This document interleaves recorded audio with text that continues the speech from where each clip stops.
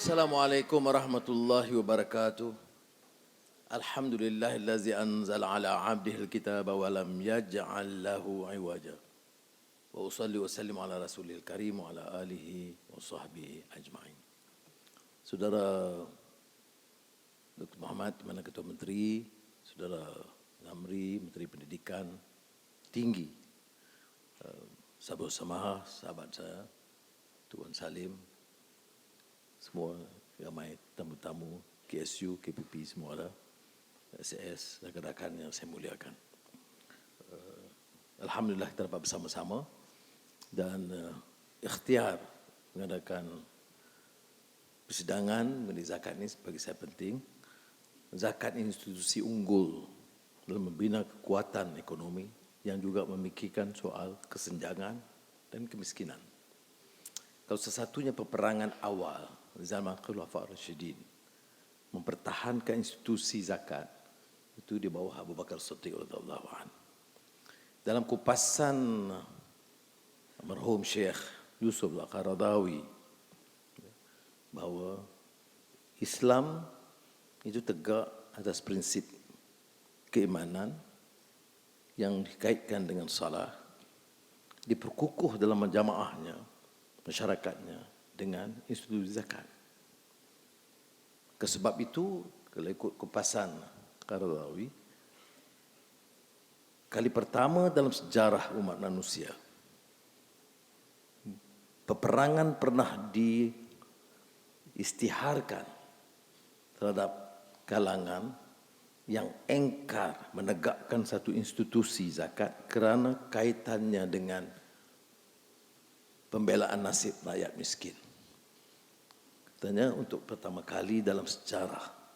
Kerana sebelumnya peperangan itu disiharkan kerana kekuasaan, wilayah, atau meminang puteri, atau berharta benda, intan berlian, pengaruh. Tapi peperangan harb alal faqr itu berlaku manakala institusi yang unggul membina kekuatan umat itu terungkai. Kita harus bertanya, kalau siapa yang biasa dengan fiqh zakah, di antara kaya penting dalam memahami zakat yang dikupas oleh Syekh Yusuf Qaradawi, dia tidak harus dilihat sebagai institusi biasa. Sebab itu kejam sekali bagi orang yang mengurus zakat dan cuai dan khianat. Kerana institusi ini terlalu penting dalam membina kekuatan umat. Bayangkan, peperangan diistiharkan bagi orang yang mungkin mengaku dia salat, dia beriman, tapi enggan membayar zakat bagi sistem kerana akan melemah, longlaikan sistem zakat ini. Zakat ini bukan sahaja soal pendapatan negara, tetapi institusi yang dikaitkan dengan kemiskinan. Sebab itu kalau tanya saya dalam bicara soal zakat di negeri-negeri ini, walaupun di bidang kuasa negeri, saya tidak boleh terima kenyataan negeri yang boleh kumpul dana zakat yang besar, tetapi masih ada kelompok miskin tegar. Saya ambil alih tahun lalu, lebih setahun yang lalu, di wilayah persekutuan, saya arahkan, bagilah teori apa, penjelasan apapun, selagi ada rakyat di Kuala Lumpur masuk kategori miskin tegar, selain daripada langkah-langkah lain daripada kerajaan, saya nak zakat itu dimanfaatkan sepenuhnya. Tunggak zakat ini dalam sistem Islam itu terokai kalau tidak dapat dipertahankan. Sebab itu kita kenal dengan Khalifah Umar Abdul Aziz yang disebut Umar Al-Thani. Itu kerana ya zuhudnya, waraknya, tetapi kerana tata kelolanya. Sebab itu bila orang meremehkan isu tata kelola dalam negara ini, terutama kalau orang yang dikaitkan dengan Islam, serban itu saya tidak peduli. Bagaimana boleh remehkan soal tata kelola? Zakat itu tegak kerana tata kelola yang baik. Umar Abdul Aziz itu mampu mengendali, mengurus ekonomi wilayah Islam yang besar, bukan di sekitar Jazirah Arab, Mesir, Syria, sampai ke Azerbaijan. Itu kerana tata kelolanya yang par excellence. Jadi kita kenal tokoh-tokoh Islam itu dari sudut kepribadian, nilai, akhlak yang tidak tolak ansur tentang penyalahgunaan kuasa, guna kedudukan untuk memperkayakan diri dan keluarga. Saya aneh kalau saya pikirkan bahawa bagi kita ini tidak begitu penting. Negara kaya sebagaimanapun, kutipan zakat puluhan bilion ringgit sekalipun tidak mungkin berhasil menyelenggara dan menyelesaikan sebagian besar masalah kalau tidak diurus dengan baik. Pengurusan baik itu disebut tata kelola yang baik. Sebab itu ada kaitannya. Institusi zakat itu harus diurus dengan baik. Maknanya prinsip tata kelola. Setiap sen yang digunakan, wang yang dikutip atas nama zakat, itu mesti dipertanggungjawabkan. Dan seperti mana yang saya tegaskan tadi, apapun alasan untuk latihan, untuk pelaburan, untuk daya cipta dan peralihan teknologi dan transformasi digital yang semua perlu dikenalikan dalam negara madani ini, dia mesti, kalau zakat ini, selesaikan masalah basic kemiskinan tegar di kalangan rakyat kita. Jadi saya anggap persidangan ini selain daripada bicara soal-soal lain, mesti kembali kepada pangkal, pokok pangkalnya. Zakat mesti diuruskan cara yang terbaik mungkin, itqan fil amal, par excellence, dan keutamaannya mesti selesaikan masalah basic di kalangan orang yang tidak punya keupayaan dan bersaing. Ini ada kaitan juga bila dalam perdebatan orang kata tentang kan perbahasan tentang meritokrasi.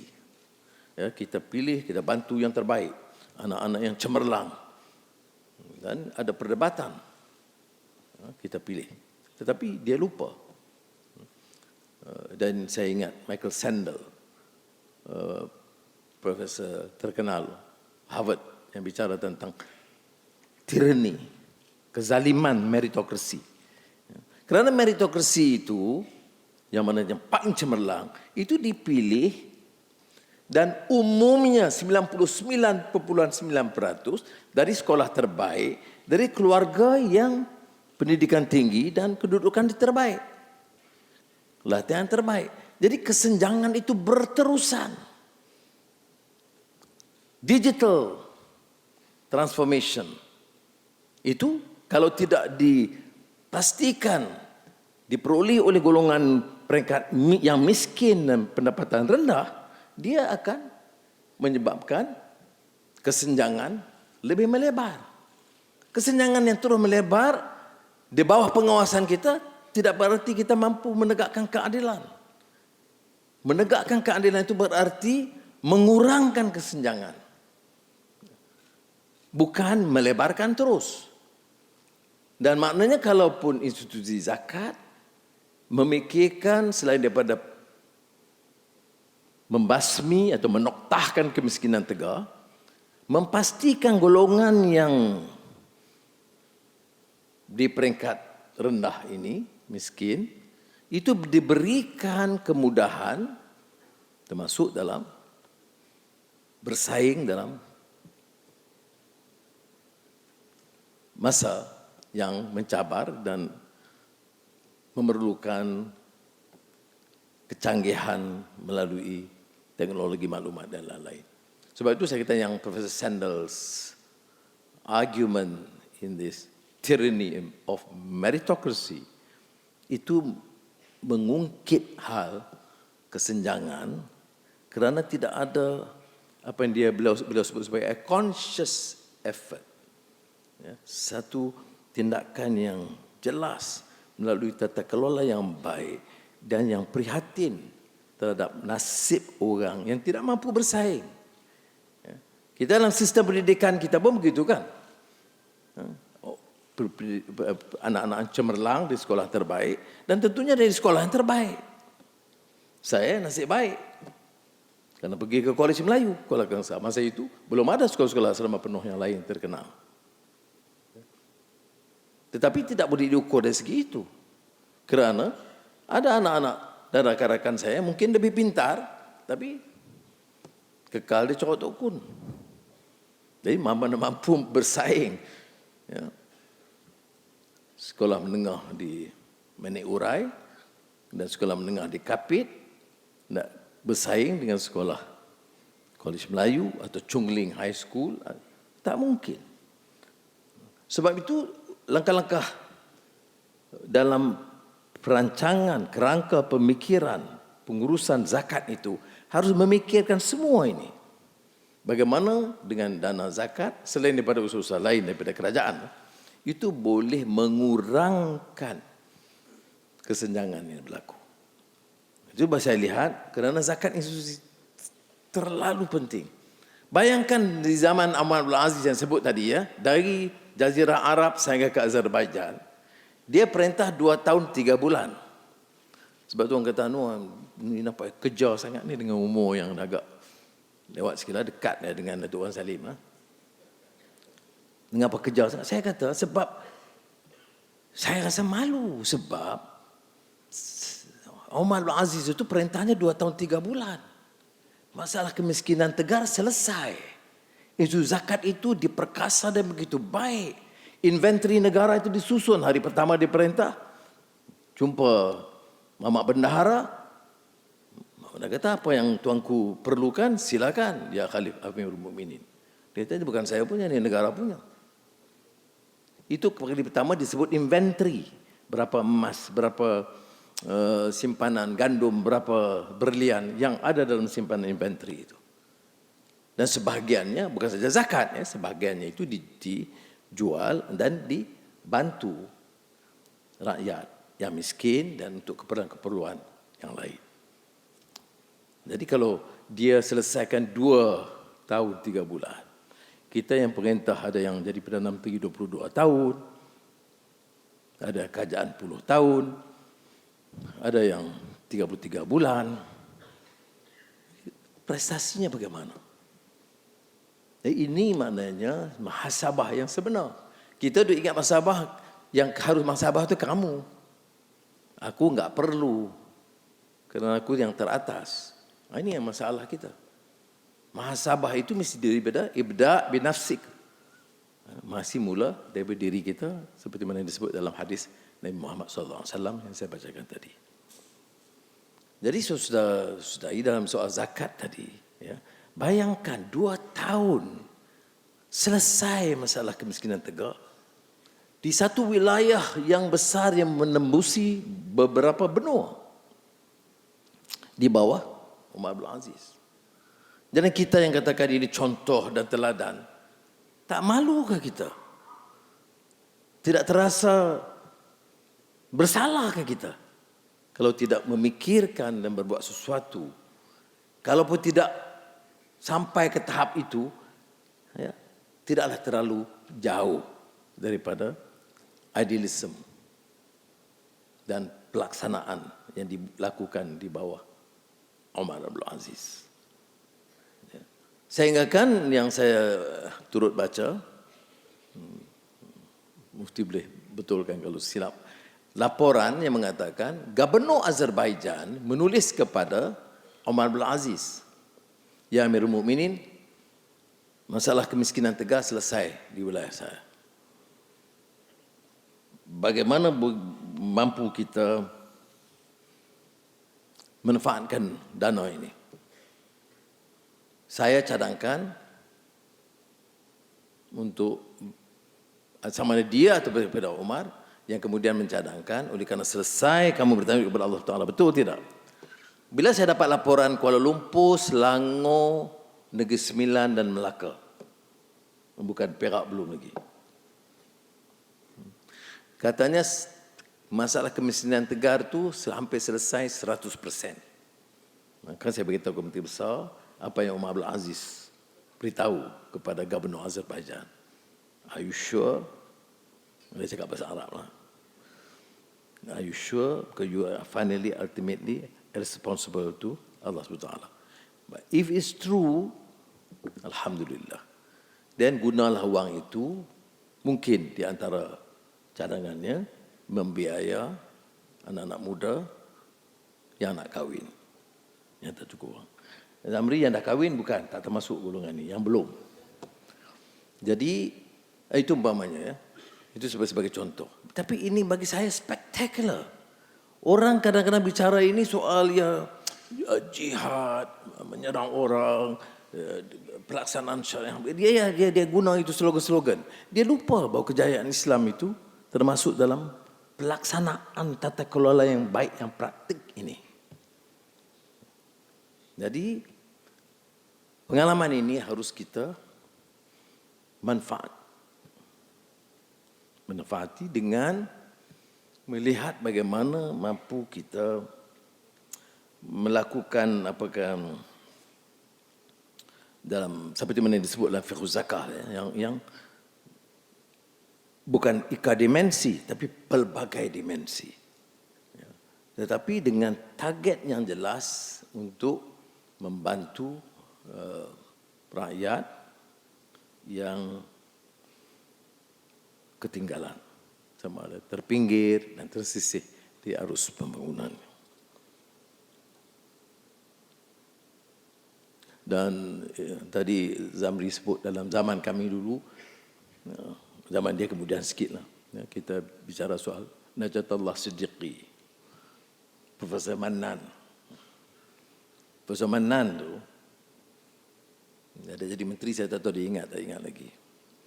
Dia pernah menekankan bahawa zakat ini betul, it's an economic agenda.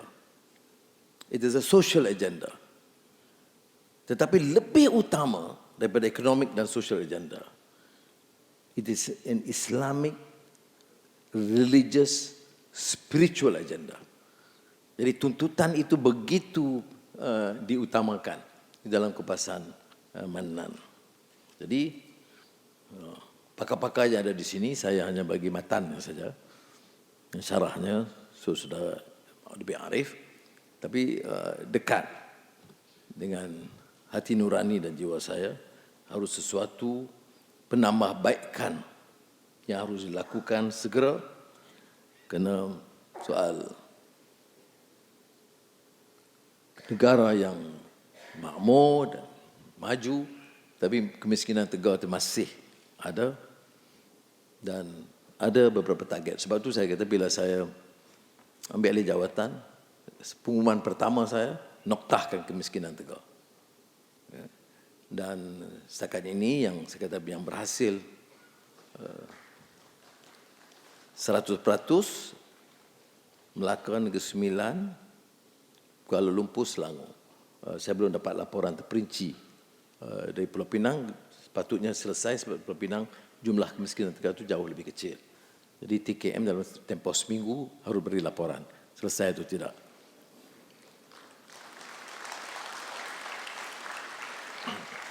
Dan selepas itu, untuk tahun lalu, saya kata ini sekolah anak-anak kita. Sekolah kebangsaan, baik sekolah Tamil, sekolah Cina, sekolah agama. Tandas yang tak terurus. Jumlahnya hampir 1 bilion ringgit. Tapi kita selesaikan pembinaan tandas 8,600 lebih. Bayangkan, ya, dengan khazanah yang besar dan pertumbuhan ekonomi dan hasil mahsul yang banyak, anak-anak kita ke sekolah dengan tandas yang rosak. Dan ini dibiarkan tahun demi tahun. Sebab itu saya beritahu kepada Menteri Pendidikan Fadlina, saya tak mau apa pun alasan, saya siapkan dana, saya kata mesti selesai. Ya, kalau masalah tandas pun tak selesai, nak uruskan mutu pendidikan ini bagaimana? Jadi Alhamdulillah selesai. Tahun ini, umpamanya, kalau di Kuala Lumpur, semasa saya jaga, saya termasuk gerai-gerai. Tadi saya pergi Seberang Jaya, saya minta pegawai daerah uruskan pembinaan gerai bagi Indah. Sebab yang pergi ke hotel 5 bintang itu 5% rakyat. Yang pergi ke gerai itu 80% atau 60% rakyat. Tapi 60% rakyat ini nak belanja 200,000 repair gerai pun tak mampu kita. Jadi sebab tu saya kata pemikiran, keutamaan kita. Kita semua bicara soal fiqh aulawiyat. Dalam ekonomi ini harus ada fiqh aulawiyat dia, keutamaan dia. Sebab itu tahun ini 2024 keutamaan saya ialah pengurusan baik pulih rumah-rumah penyewa awam, rumah polis, rumah tentera, rumah guru dan penyewa awam umumnya, termasuk rumah pegawai penjara. Itu saya dekat dengan saya. Itu parah. Jadi kita belanjakan dana tahun ini selesai gitu. Nak selesaikan semua perkara dalam setahun tidak boleh. Kita hutangnya besar dan permasalahan ekonomi besar. Sebab itu sudah faham mengapa saya keras sekali dalam soal tata kelola. Saya tidak izinkan orang merompak kekayaan negara ini. Dulu, sekarang saya tidak peduli. Ada kes besar, kamu Datuk ke Datuk Seri ke Tun ke, kamu ambil wang, kami siasat, kami dakwa, kamu bagi balik wang itu kepada rakyat. Jadi sekali lagi saya ucapkan terima kasih kerana ini ikhtiar TKM mengadakan persidangan antarabangsa zakat Pulau Pinang. Dia bila kita memanfaatkan natijah daripada keputusan dengan pelaksanaan program yang lebih maknawi.